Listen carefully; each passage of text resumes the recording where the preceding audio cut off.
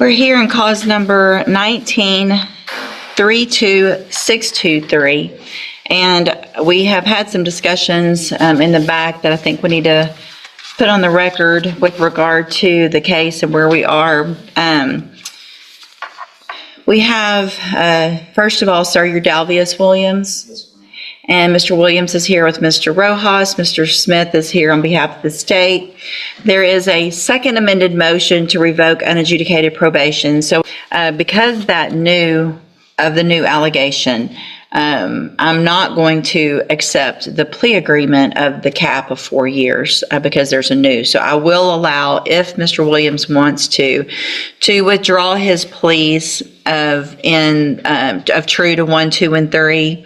I can go through those again and get pleas today on those, and then we can go forward with what we have today. And then if I feel like there needs to, it's my understanding, Mr. Smith, for today, you have witnesses with regard to proving up count 4 only. Is that correct? That's correct. So what we can do today, depending on what those pleas are, either way, we'll go forward with what we have because there's witnesses here. And then if I feel like I need to postpone the hearing to another date for the state to prove up more, then we can do that then. So, Mr. Williams, the best you can, I need you to raise your right hand, sir. Do you swear or affirm the testimony you're going to give in this hearing will be the truth, the whole truth, and nothing but the truth, so help you God? Yes, ma'am. Thank you. You can put your hand down. And so, Mr. Rojas, what is y'all's position? Judge, I think after discussions with Mr. Williams, I think he would like to withdraw his plea of true to count number 3. Okay. So just to go back, count 1, Mr. Williams alleges that you violated your probation by failing to report to the probation department October 25th and December 15th of 2022. You had previously pled true that that was true. And do you want to continue to plead true to that count? Yes, ma'am. Okay. And then count 2 alleges that you're behind in your court-assessed fees as of January 4th of 2023 in the amount of $3,638. You previously pled true to that count. And do you want to continue with your plea of true to count 2? Count 3, which was in the added in the first amended motion, alleges that you committed the offense of evading arrest or detention July 14th of 2024. You had previously pled true to that count, and do you want to change your plea of true in that count? Yes, ma'am. You want to change your plea to not true? Yes, ma'am. Okay, so we'll enter a plea of not true to that count. And Mr. Smith, I know you weren't prepared, I guess, for that, but have y'all had any contact with the officer? I would think that would be a one witness. It's actually several witnesses, Judge. Okay. They're going to serve a warrant at his house. There were 2 officers in the back that see him come out of the back of the house. Okay. Knocking on the front door, so we need both of them. Okay. Okay. All right. So we'll see where we get today then. Mr. Williams is on probation for possession of a controlled substance, and that, which was a 3rd-degree felony, correct? No. That's been, oh, it was as well. I've got the indictment pulled up from the injury to a child. That's a 3rd-degree felony. But that possession of a controlled substance is a 3rd degree as well. So the range of punishment is between 2 years and 10 years. And Mr. Williams, I also want to make sure you understand that if we go forward with this motion and I do end up revoking your probation, then later, if the state does prove, so we have the injury to a child, that new case, if you're found guilty in that new case, then the punishment could be stacked. Do you understand?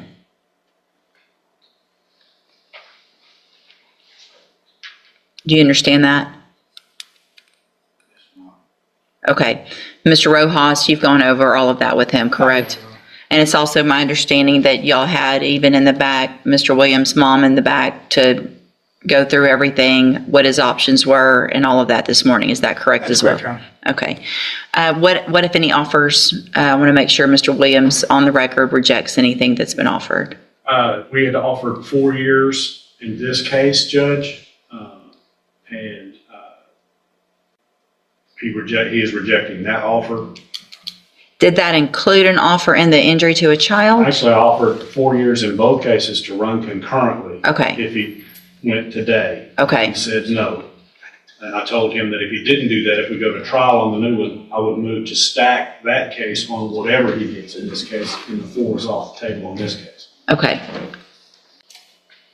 I apologize, and I didn't hear what the last part. Did Mr. Smith talk about the 4-year offer for today to the possession of a controlled substance?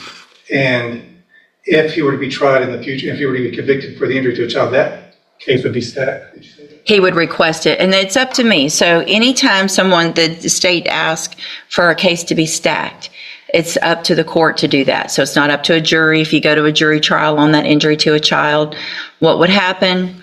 Let's say you go forward today, we have this hearing. If I revoke your probation and give you any time in prison, then the next step would be to set that injury to a child for a trial. And then if you're found guilty in that case by a jury, then what the state is saying is that they would ask me then to stack that, whatever sentence you might get, if you get a sentence, on top of what happens today in the motion to revoke probation. Do you understand? Okay. And so your options are today, if you wanted to go forward with a plea in both of your cases, plea of true in that motion to revoke for a 4-year sentence, plea of guilty in the new injury to a child case for a 4-year sentence, with the agreement that those sentences would run at the same time. You don't have to do that. We've got witnesses here. We'll go forward with the hearing. Just want to make sure you understand what your options are today that you won't have after today, and what your consequences could be if you go to trial and if we go forward. And nobody's trying to talk you into anything. I just want to make sure you understand it all. Does that make sense? Okay, so you understand everything that's been offered and what what you could do today and kind of where we're about to go, right? And so what do you want to do? True to first, but not to the injury to the child. Okay, then we'll go forward with this hearing. So I want to make sure also for the record what all I've reviewed. The original PSI, obviously from being placed on probation, is included with the updated pre-sentence report. Everyone should have that as well. And so when I went back through that, I just want to make sure that there aren't any corrections or issues with regard to that criminal history specifically that I'm looking at. It starts on page 1 and then carries on to page 2. On that pre-sentence, or actually it was a post-sentence investigation, I think. Y'all have that? Everybody's on the same page as me? Yes, ma'am. So it looks like there was adult misdemeanor history of 2 thefts back in 2013. Both of those were 30 days in jail. There was a theft of services in 2014 where Mr. Williams received a probation. That probation was revoked in 2016. That's in Rusk County. Possession of marijuana in 2014, Nacogdoches, 3 months in jail. A resisting arrest or search, March of 2015, where there was a probation given that was revoked in 2018. There was then a 2015 failure to appear bail jumping case in Nacogdoches, 2016 burglary of a vehicle, 30 days jail, and then 2019 a resisting arrest again and an evading arrest also in 2019, both with 180 days in jail. Then the felony criminal history I show is a criminally negligent homicide from 2017 where a probation was given in 2018. That probation was revoked in 2020. Looks like that probation was revoked based on, and looking back on all of this, I'm not real sure other than what we were all thinking, but it looks like on January 10th of 2020, The probation was revoked on the criminally negligent homicide. There was a new offense of injury to a child that he appears to have pled guilty on and received a 12-month state jail sentence.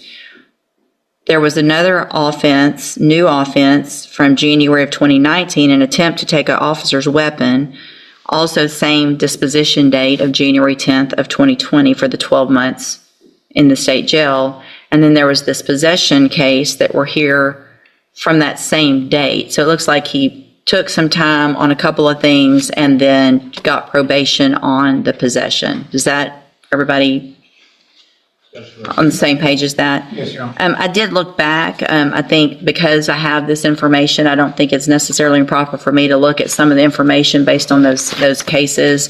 I do have a question specifically with regard to the injury to a child from 2020 that he pled guilty on. What is the relationship with, that was the victim in that offense? It's the stepson, Your Honor. So Ms. Broussard has other children Yes. that are not from Mr. Williams. At least one, Your Honor, yes. So when we went back through, Mr. Williams entered pleas of true to counts 1 and 2. So I am going to find, based on those pleas, counts 1 and 2 true. Count 3 entered a plea of not true, as well as on count 4. I am going to find, based on the evidence presented today with regard to count 4, that there is sufficient evidence to find count 4 true. And at this time, I am going to find count 4 true. I understand everyone's position. I think with regard to, there'd be different evidence, I would think, and probably more potentially at a trial. I'm not required to look at all that. And obviously the level of the burden is different. So count 4 is true. Mr. Rojas, you may proceed with argument. Judge, when we did the initial plea, we got the updated PSI report. And they were recommending that if probation were to be granted of ISF. Obviously, that can't happen with a new charge pending. He does have this new injury to a child that after speaking with the family, I don't think he's going to be able to bond out even if you were to keep him on probation.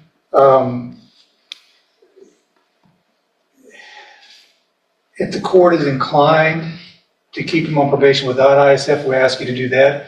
If that's not going to be possible, Judge, we ask the court to consider something in the range for the possession case, 2 to 4 years. All right. Thank you, Mr. Rojas. Judge, Mr. I Smith? believe his criminal history shows fairly convincingly that he is unable to successfully complete probation. Speaking of probation officer, I don't believe it's their desire to keep him on probation with this type of charge pending, especially in light of the fact that he's already been convicted of injury to a child within the last few years. That tends to me to show more than just a pattern, it's a habit. The fact that he doesn't respect authority is shown by the jail incident reports. I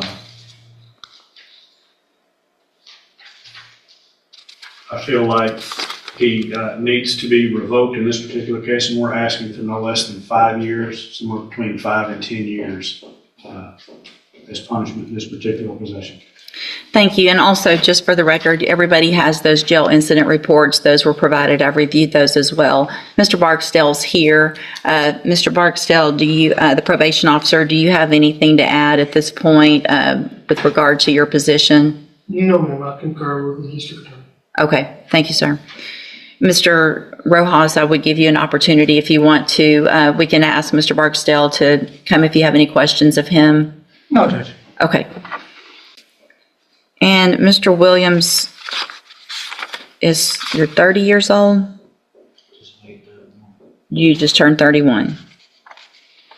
So I appreciate that you have support here and people here to support you, but your behavior to me tells me that you shouldn't be around any children, much less your own.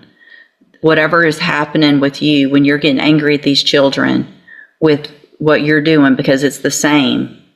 This appears to be the exact same type of incident that you pled guilty for a few years ago when I put you on the probation for the possession. And this,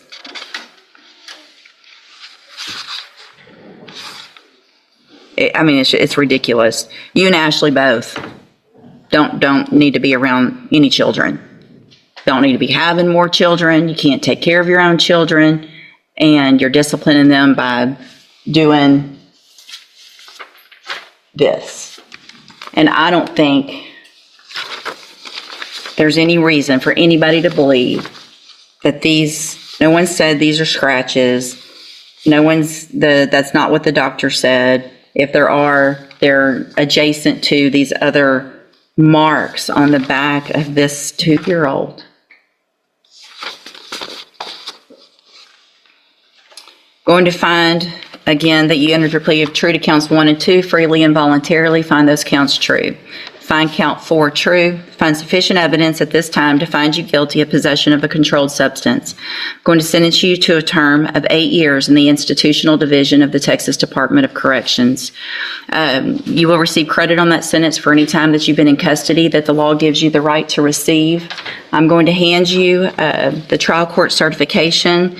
I'm making a notation on this because originally it was a plea agreement that when it was signed, I'm making a modification. Let me change it. This was not a plea agreement, so you do have some rights to appeal. I'm also going to hand you a written admonishment regarding, hold on a second, regarding your ineligibility to possess a firearm or ammunition. Because of the judgment entered against you, you're ineligible under Texas law to possess a firearm or ammunition. Possession of a firearm or ammunition could lead to charges against you. Firearm is a legal term, and you should read the written admonishment I provide you to see what devices qualify as a firearm. If you have questions about the laws that make you ineligible to possess a firearm or ammunition or about how long that lasts, you can talk to Mr. Rojas. Thank you all. I'm sorry. I know this is difficult for everyone, but I have no doubt in my mind that Mr. Williams, not just on this occasion, but probably on many, has obviously improperly disciplined, if that's what you want to call it, all of these children. So, court is adjourned. All right.